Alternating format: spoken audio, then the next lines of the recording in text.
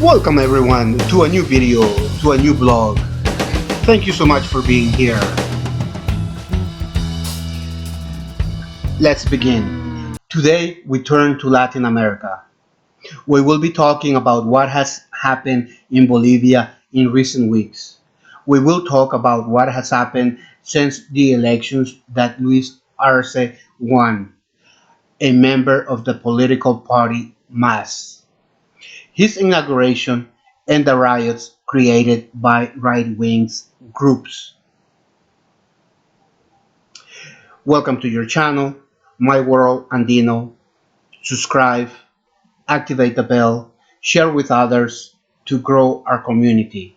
My videos are prejudice free to inform and for you to come up with your own conclusions. Let's continue, my friends. The new president The new president's celebration was overshadowed by different opposition groups. Who does not want to admit that Jeanine Añez left the presidency, Carlos Mesa and Luis Alberto Camacho did not reach the presidency? These groups are named Union Juvenil Crucenista, Civic Committee Pro Santa Cruz, Cuchara, and the Pititas. President, President Luis Arce was democratically elected with a 55%. Carlos Mesa's party, Community Ciudadana, Citizens Community, won second place and received 28% support of citizen support. The new president achieved massive support. The Bolivarian citizens did not like how Jeanine Añez had handled the country's wealth and how she had treated the indigenous people. Indigenous people are the majority in Bolivia. Luis Arce is indigenous. Violent groups such as Youth Union Crucenista, Civic Committee Pro Santa Cruz, Cuchara, and the Pititas using social media are trying to instigate a second coup. The proposal being pushed is by these groups is for a military committee to run the government. Huh? Let me tell you, that's just what they left.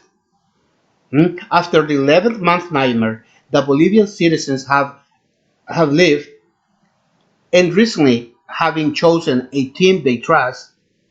I believe these groups are wasting their time. Let us remember that the military, under the command of Añez, took many indigenous lives, wounded 100 more. This, these wounds will remain for life. A lot of people were left disabled. These violent groups are not are these violent groups are out of reality. Plus, they are a minority, a threat to democracy and to the well-being of the nation. This past November 5th, the Attorney General of Bolivia issued an arrest warrant against Juan Martín Delgado, leader of Union Juvenil Crucenista, and Romulo Calvo, leader of Civic Pro Santa Cruz Committee, leaders of other as well as leaders of other social movements. The the Bolivian Attorney General has said that the people in charge of following the instructions have not done their job. I'm talking to you about the officers who followed the indications of Miss Jeanine Añez.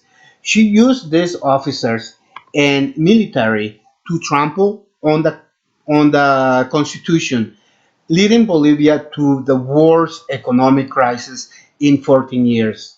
The law is not the law is not enforced. Corruption continues. President Luis Arce will have to clean up the police department. The Pititas, Committee de Santa Cruz, Cuchara have had the police and the army support all these 11 months.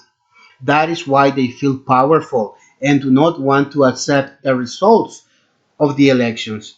Now we also can understand why these minority groups want to have the military as those in charge of the government. Here's a detail. The minority groups describe the military as patriots. Imagine that. Hmm. Let's remember that the military and police supported the 2019 coup in Bolivia. Kaliman, Kaliman, the commander of the military, is currently in the US enjoying all the riches he stole from Bolivia. The Pititas Committee of Santa Cruz, Cuchara, have had the police and the army support all this time. Let's not forget that.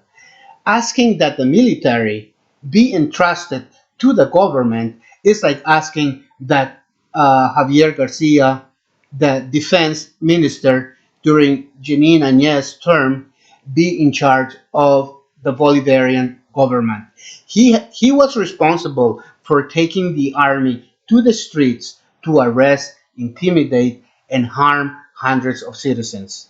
By now, you, the viewer, my friend, subscriber, have realized that I'm not making anything up when I say that these groups are groups of shock, violence, of social unrest. One crucial point, Luis Fernando Camacho was president of the Pro Santa Cruz Civic Committee, but but had to leave his presidency in that organization to run for Bolivia's presidency. Romulo Calvo took the presidency of the Santa Cruz Civic Committee. Fernando Camacho's father was previously president of the same organization. What we have to understand is that they are not that they are all corporate owners. They use these groups um, that can cause violence when necessary to achieve their support or their purpose. These groups have been created, designed, and financed by the oligarchy in Bolivia, which means that they want to carry out a coup against President Luis Arce. They want to cause internal instability to place a person in government, a person that responds to the corporation's interests, as well as taking over the lithium, gold mines, and other resources found in Bolivia. It can be said that they want to try to continue with what Ms. Agnes started. The only difference is that people have awakened.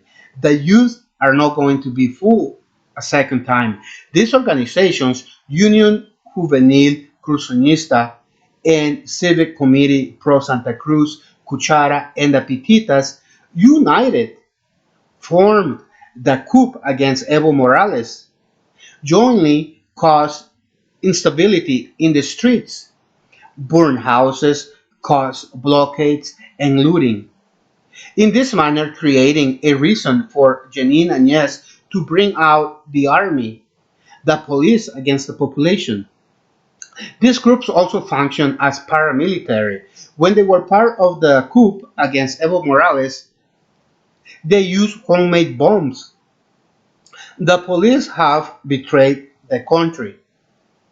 President Catacora, President Luis Arce Catacora, has to completely reform the legal branch.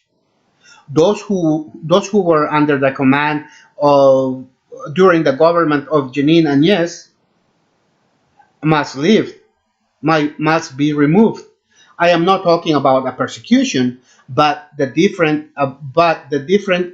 judicial institutions leaders have betrayed the legal power, and they must respond to those decisions.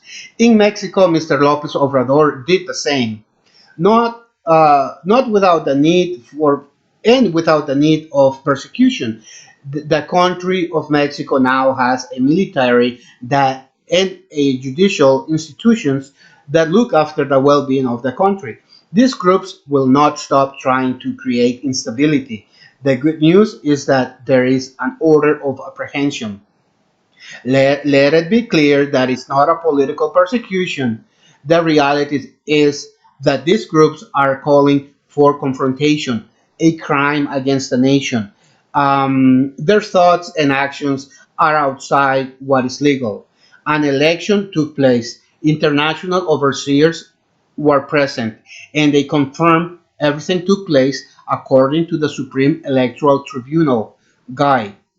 These groups need to disappear for the well being of the nation. They have been designed and created to cause chaos, fear, and no government in any part of the planet would allow them to exist. Well, my friends, I have reached the end of this video. I hope the information I have for you helps you understand what is happening in Bolivia, what has happened and what is happening in Bolivia. My friends, I do hope that you enjoyed this video, that you subscribe, share.